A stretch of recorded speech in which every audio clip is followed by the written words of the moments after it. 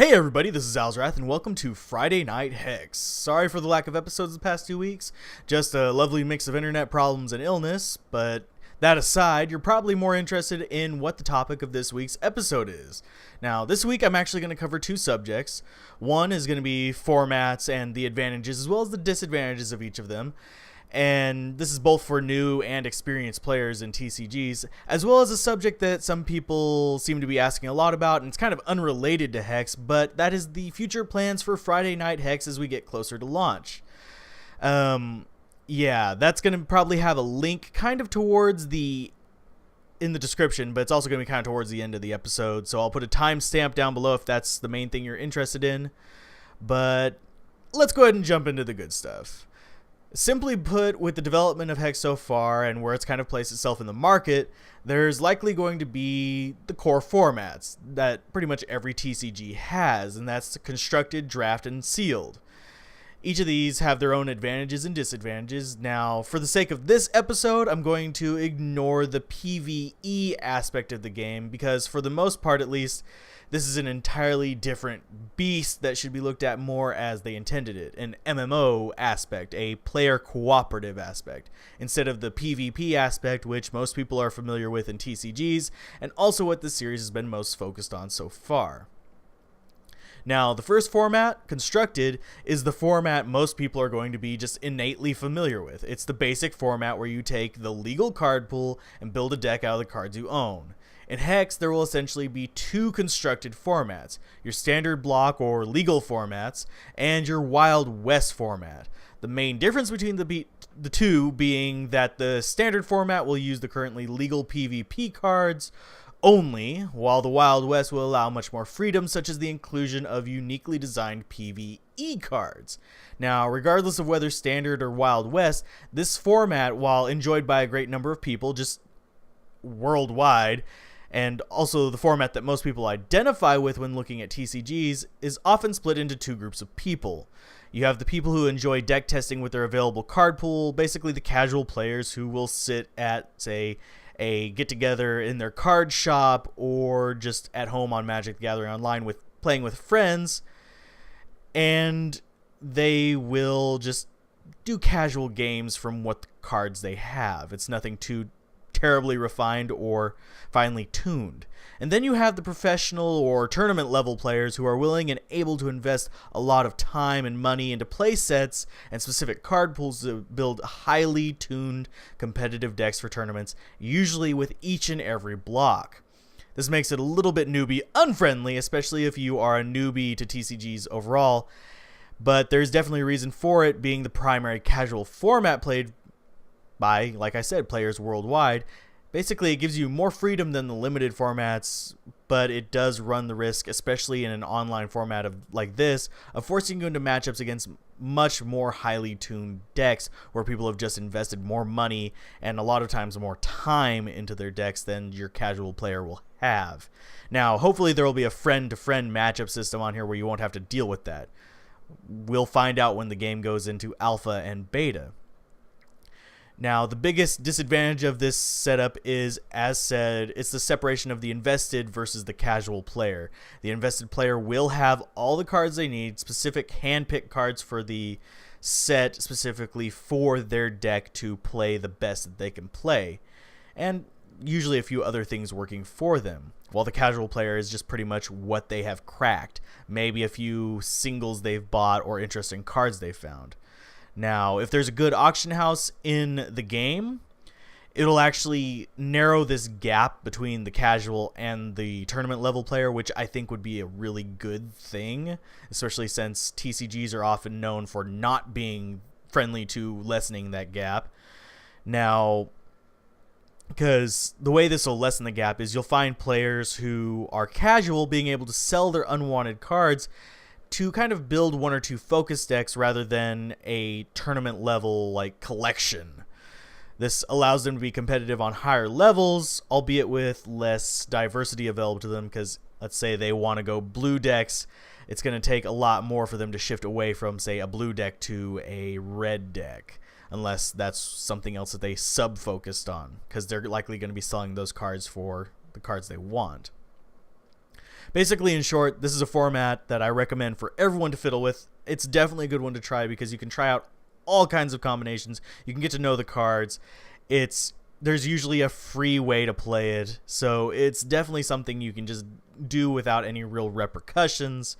But if you're not going to go for a tournament level thing, I wouldn't recommend focusing too much time and money on it unless you really do plan to go up to that tournament level and compete for prizes. Now, the next format is the draft format. The reason I put this one second is because while it's not exactly the true opposite of constructed, it is a massively different beast. Draft format not only tests your deck construction skills like all the other formats do, but it also pretty much tests your ability to read signals from other players, balance of the cards, especially in the current block. You have to learn how to manage your limited resources because you'll often only have one or two of a given card, understand the current block without any real shadow of a doubt, and there's a number of other skills that frankly would take a while to list that all come into play whenever you're doing draft formats. Now, this format is not for the meek, because it can be very stressful, especially during card selection, because you only have so much time to pick that one card. And it can be frustrating, especially if you don't know the set, because you can end up with some really bad cards, and they might just be bad cards in general, not just in draft. You could end up with bad cards in your collection, in which case you could have cracked open boosters that you just completely wasted. Thankfully, with all that said, most games do have a sort of training wheels format for the draft. That is the Swiss draft. Now, this is also the area where you'll run into people doing such things as rare drafting, where they'll focus on all the rares and then ditch the format, basically giving you a free win and possibly even a free pack. But yeah, you can see where that can kind of go bad, because if they pull all the rares out and all the uncommons and you're just going for platinum or tickets, you're going to run into a situation where you can't really get enough from the draft to pay for another draft, because there are people who actually go for drafting to basically recycle where the cards they get pay for the next draft. These are people who are draft addicts. Now, as far as my recommendations for it, draft is honestly a format that I tend to only recommend to people familiar with current blocks. Basically, people who understand the tools that are out there, how they interact, and even how they counter. If you don't understand this, you're basically going into an unfamiliar environment, and drafting will become very, very risky for you. Now, that said, drafts do have one big advantage, which is true of all limited formats. It's a level playing field between those who come to it and invest. You don't have people who can invest a whole bunch and have a better draft deck than someone else. You all put in the same amount of money. You all put in the same cards, sort of. You all have basically the same pool to pull from, with the exception of maybe your first pick from a draft. From a booster pack, I mean. This is a big advantage. This is a thing that can work towards people, because you all have the same chances at looking at bomb cards for the most part, looking at removal and all this other stuff, and getting your deck together. And sometimes you'll even see people competing for the same deck, and knowing when to read that is a good thing to know. Another, like I already mentioned, the rare drafters, so I'm going through my notes in a weird order here. Let's see. The rare drafters will sometimes lead you to good initial wins. You'll often only, as I said, run into them in Swiss formats, so they can actually maybe even win one and get a little bit extra beyond the rares. That's why you'll usually see them in Swiss. You usually won't see them in the higher end competitive things, because they'll have no chance of winning the low end.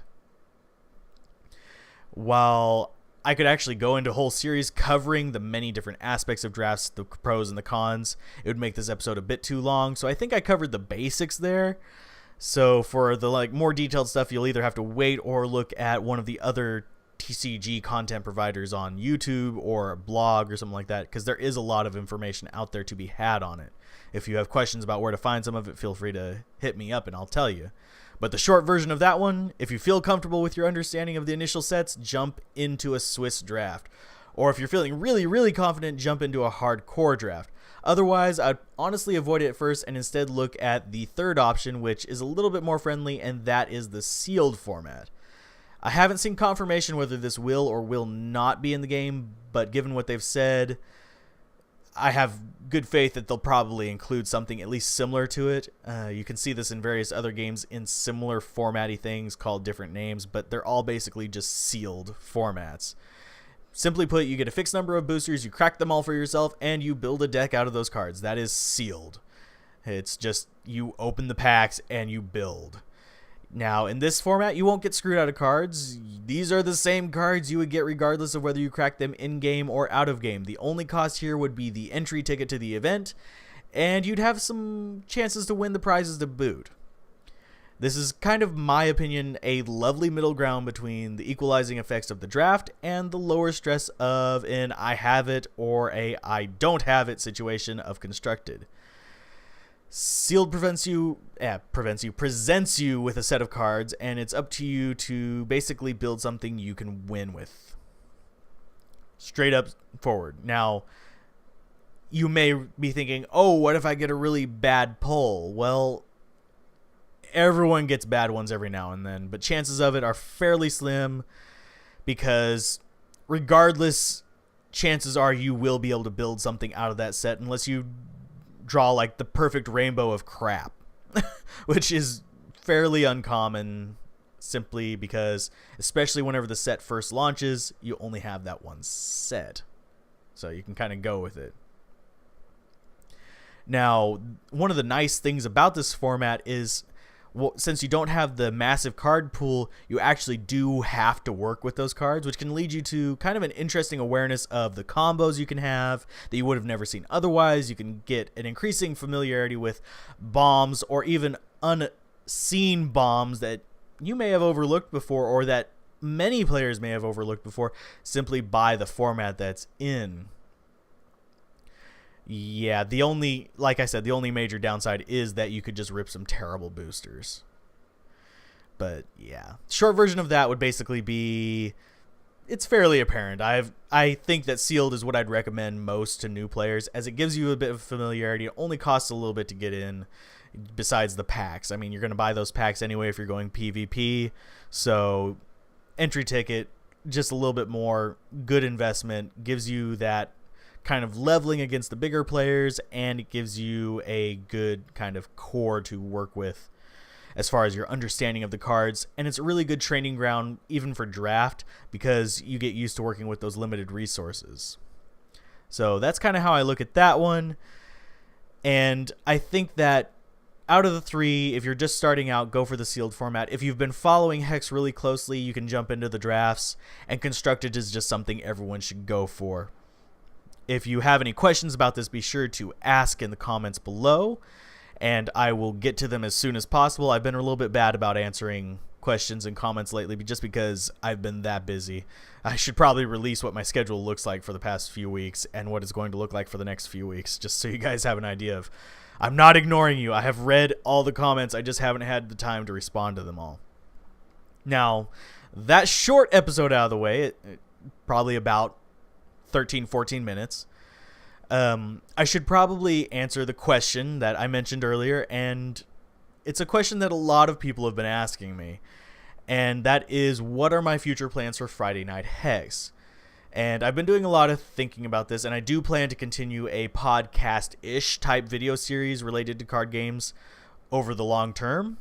And I will eventually make the audio for all of these available for download. And yes, there's already things in the works for handling all the logistics of this, so you don't have to worry about that. It's just a matter of getting things all in line for it. But as for the content and the naming of all, I've given it a lot of thought, and I've actually decided to try and shift away from the Friday Night Hex title for this particular series. I want to shift Friday Night Hex kind of towards its own separate endeavor that applies exclusively to Hex itself, at least when Hex officially hits beta or even launch. I feel this is the right thing to do because rather than just slapping the name on a series that will eventually just become general TCG strategy, which is honestly where this series is moving. If you've been listening to the past few episodes, they've been veering away from Hex a lot Friday Night Hex itself will remain and focus more on contests, tournaments, etc. that I'll feature on my channel, or possibly even focus on individual players who are big in the scene, tournament winners and stuff like that, and basically make the series about the weekly goings-on of Hex, or possibly things I want to do with Hex. So it's very much living up to the Friday Night Hex series name. This also means that it might not be weekly, but I'm going to try and make it so. As far as the podcast, the kind of commentary you're listening to right now, this will move more towards a series by a different name. I'm thinking of calling it either Deck Tech, or even possibly merging with the Deck Breakdown series, which I've been sadly neglecting due to time constraints.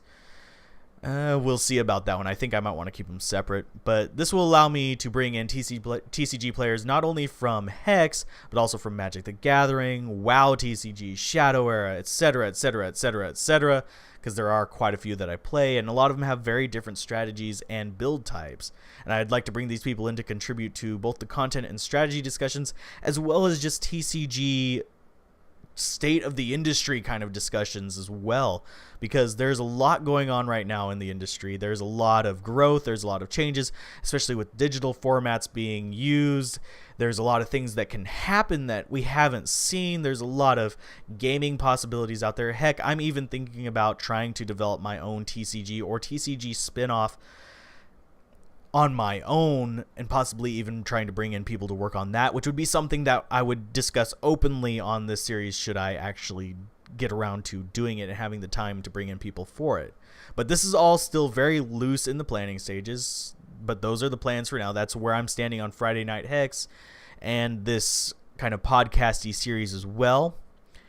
But I hope you guys enjoyed this episode. I hope you guys enjoy my channel in general. I hope you guys enjoy the content, and I hope to bring you guys more. I also hope to bring you guys some sealed content once we go into alpha, possibly even some constructed and draft formats as well, just to see what they're like, because I do plan to cover alpha as much as possible while it's out, just to get you guys a little taste of it, and hopefully get some more people jumping on board the Hex wagon, maybe even jumping off the Magic bandwagon, which I've sadly fallen back onto.